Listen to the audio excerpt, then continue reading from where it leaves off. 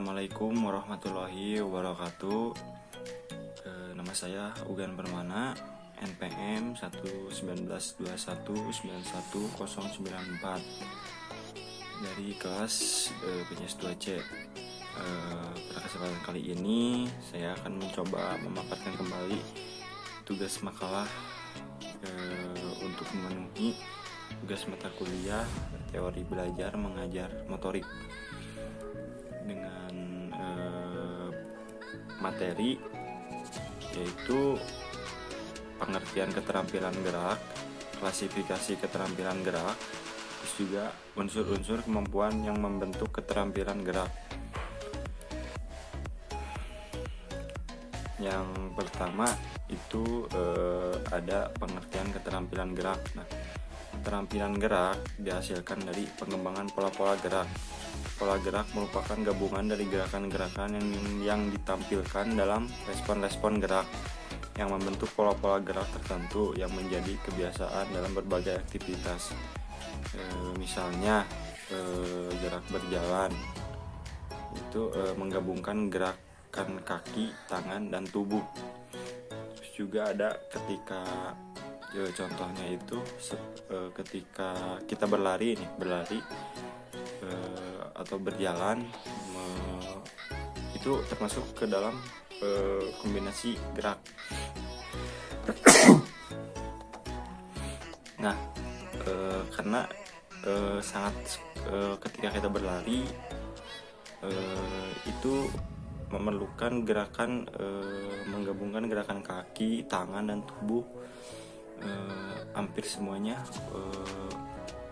badan bergerak ya, untuk menggerakkan gerakan yang sehari-hari, aktivitas sehari-hari seperti kita memainkan HP, itu gerakan yang menggunakan tangan atau jari, termasuk gerakan. Yang kedua itu ada klasifikasi keterampilan gerak. Klasifikasi keterampilan gerak itu gerak dapat dibuat berdasarkan beberapa sudut pandang, seperti berdasarkan kecermatan gerak, perbedaan titik awal dan titik akhir, terus juga stabilitas lingkungan. Nah, terus juga uraian mengenai tiap klasifikasi tersebut adalah klasifikasi berdasarkan kecermatan gerak. Keterampilan gerak dapat diklasifikasi berdasarkan kecermatan gerak. Keterampilan gerak dapat dikaji berdasarkan kecermatan pelaksanaannya. Terus juga yang kedua ada kecermatan pelaksanaan gerakan dapat ditentukan antara lain oleh jenis otot-otot yang terlibat. Ada gerakan yang melibatkan otot-otot besar dan jenis otot-otot halus. Keterampilan gerak dapat dikategorikan menjadi dua, yaitu keterampilan gerak AGA atau gross motor skill. Terus juga ada keterampilan gerak halus, fine motor skill. Nah, keterampilan gerak AGA adalah gerakan yang dalam pelaksanaannya melibatkan otot-otot besar sebagai basis utama gerakan. Contohnya antara lain yaitu keterampilan gerak loncat tinggi dan lempar lembing. Ketika kita melakukan loncat tinggi dan lempar lembing termasuk ke gerak AGA.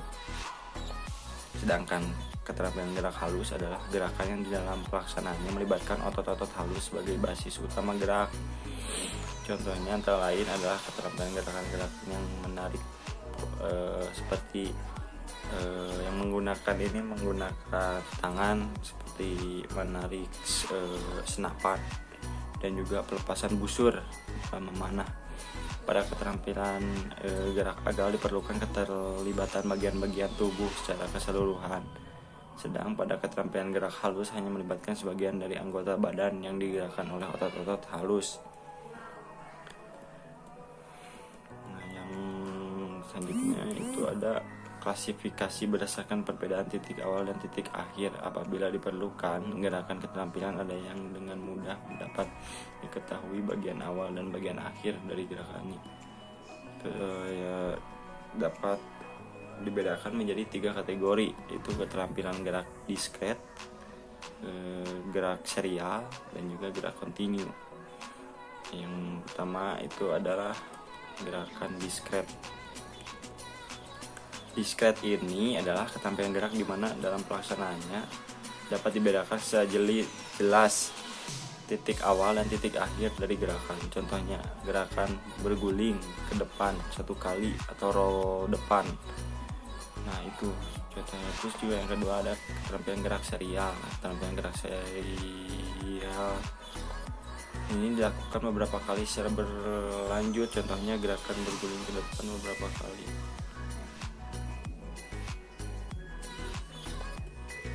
Nah bedanya itu dengan gerakan diskret ini, diskret itu hanya ke depan itu 1 kali. Nah kalau gerakan serial itu berguling ke depannya itu beberapa kali, itu disebut gerakan serial. Terus selanjutnya itu ada keterampilan gerak kontinu. Nah keterampilan gerak yang tidak dapat dengan mudah ditandai titik awal dan titik akhir dari gerakannya. Contohnya adalah keterampilan gerak bermain tenis atau permainan olahraga lainnya. Jadi secara berkontinu, secara berlanjut gitu gerakannya yang tidak diketahui seperti berolahraga, bermain sepak bola, voli, seperti itu. Materi selanjutnya itu ada unsur-unsur kemampuan yang membentuk keterampilan gerak. Unsur kemampuan fisik. Fisik merupakan sarana utama untuk dapatkan gerakan. Kondisi fisik yang baik akan menghasilkan gerakan yang efisien juga. Nah, macam-macam gerak kemampuan fisik itu seperti ada kecepatan reaksi, kekuatan, ketahanan, kecepatan, fleksibilitas, terus juga ada ketajaman indera. Yang kedua itu ada unsur kemampuan mental. Yang tadi kan yang pertama itu adalah unsur kemampuan fisik, sekarang mental.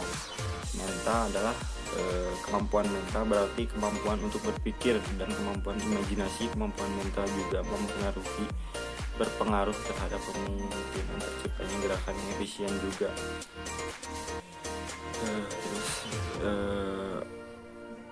Kemampuan yang diperlukan untuk mendukung terciptanya gerak yaitu seperti kemampuan memahami gerakan yang akan dilakukan, terus juga kecepatan memahami stimulus, kecepatan membuat keputusan sangat erat hubungannya. Kedua macam kemampuan ini penting dalam kaitannya dengan pemberian respon terhadap stimulus yang diterima apabila stimulus cepat dipahami.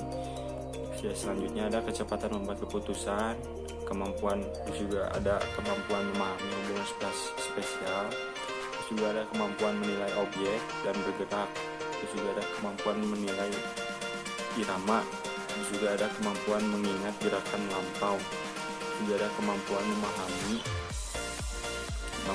mekanika gerakan, kemampuan berkonsentrasi, yang terakhir. Dan yang terakhir ini ada unsur kemampuan emosional.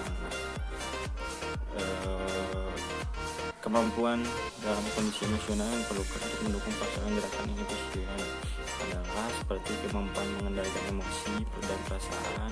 Terus juga tidak ada gangguan emosional, merasa perlu dan ingin mempelajari dan melakukan gerak, memiliki sikap yang positif terhadap prestasi gerak.